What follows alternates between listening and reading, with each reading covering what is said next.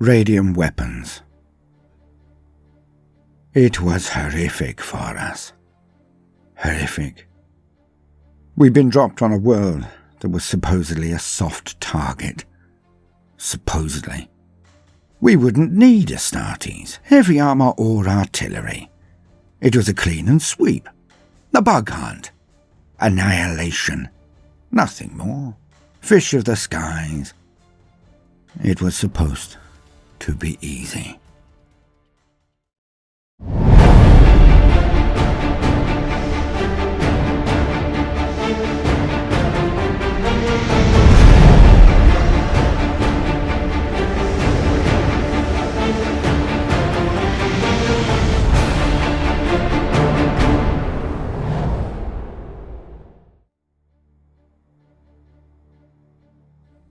But they had no idea when they dropped us off. None. Intelligence must have dropped the ball on this one. I doubt the Ordo Xenos were involved, or they'd have known. Surely. The Inquisition knows all, sees all, so they were definitely not consulted. Because it was butchery of the worst form. Ours. They were floating sacks, all right, but they were not harmless. Their tendrils contained stingers that could make a man die in agony in seconds.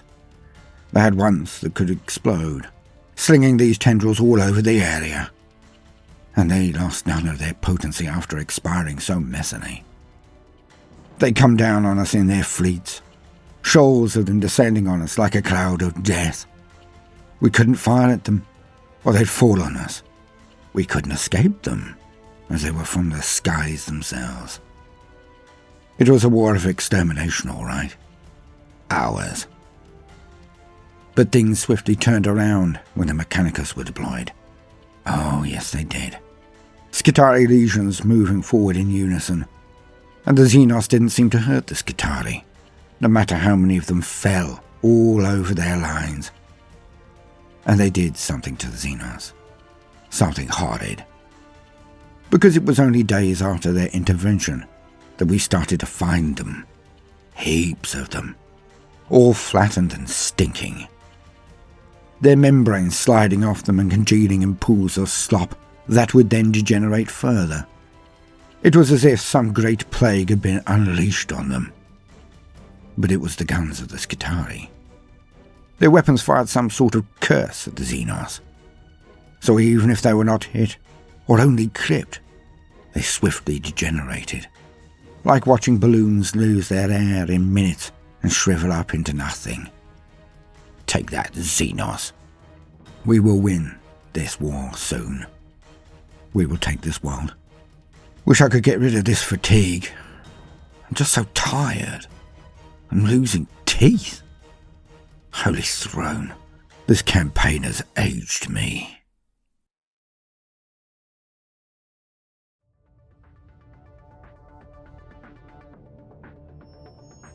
Welcome, gentle listener, I am Baldermort, your faithful servant, and I wish to introduce you to the forces, factions, and war gear of the Warhammer 40k universe, the grim darkness of the far future, where there is no time for peace, there is only time for war. And today, we are to discuss a weapon that is far more of my age than perhaps yours, gentle listener. For it was an almost universal trope for decades, a terrifyingly realistic horror that many felt would be actuated in our own lifetimes. Of course, I can only be speaking of rad weapons. And so, as usual, for the very basics, let us lean on existing wisdom. To quote, Radium weapons.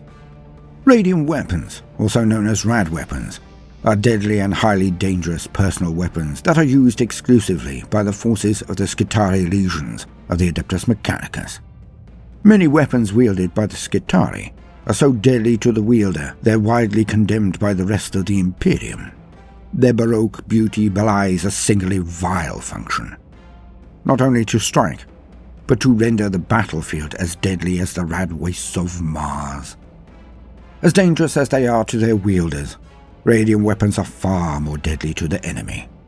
Armor may repel the solid rounds, but only the most heavily reinforced battle plate can protect the target from the baleful energy given off by the hyper-irradiated bullets. As more and more shots get fired, the area becomes increasingly saturated with radiation, until a localized rad storm occurs, striking down the enemy with radiation sickness and leaving the ground beneath their feet saturated and lifeless.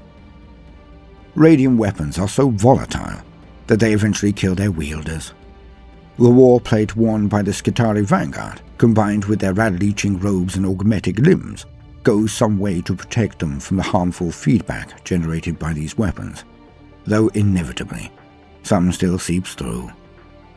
The Vanguard welcomes this, for they are the Omnissiah's holy warriors, and even the lethal touch of radiation is a sign of his blessing. Over time, their bodies become so saturated with radiation, they become weapons unto themselves. Their mere presence enough to leave an enemy soldier reeling with nausea and a hacking cough laced with bloody phlegm. Death follows soon after. Types of rad weapons. The Radium Pistol is a small pistol that uses scaled-down radium technology and serves as a sidearm for Skitarii Vanguard and Ranger Alphas. The Radium Carbine. The Radium Carbine is a rapid-firing weapon capable of a punishing rate of fire, and to that I can attest, and serves as the main armament of the Skitarii Vanguard.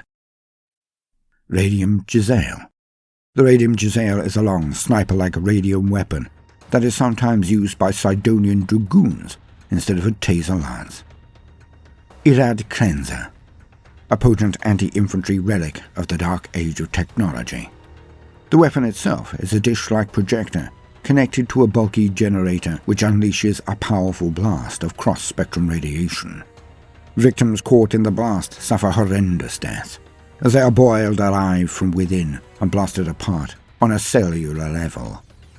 Though less effective against vehicles or targets with heavy armor, the target will likely die later from radioactive contamination. The Rad Cannon. Predominantly used by House Van Saar's gangers of Necromunda. The Rad Wave.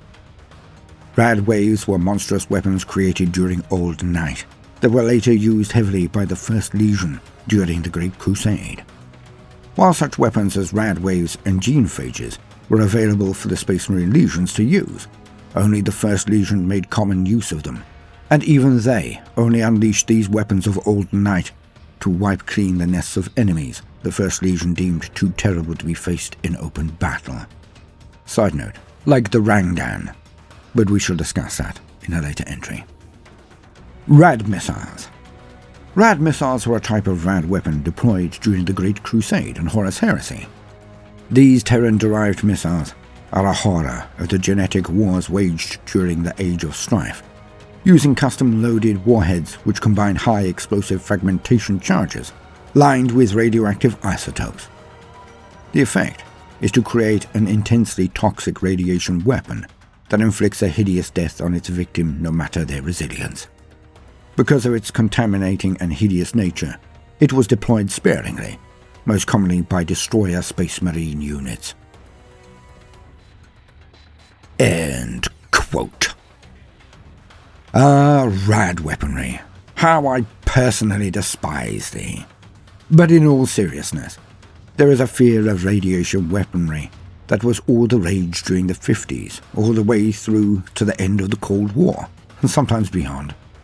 For it was such a real threat, so its use in fiction evoked a near-primal reaction, wonderful for the writer, of course, as the brutality of any baddie could be gauged immediately on their perspective and willingness to use these doomsday weapons.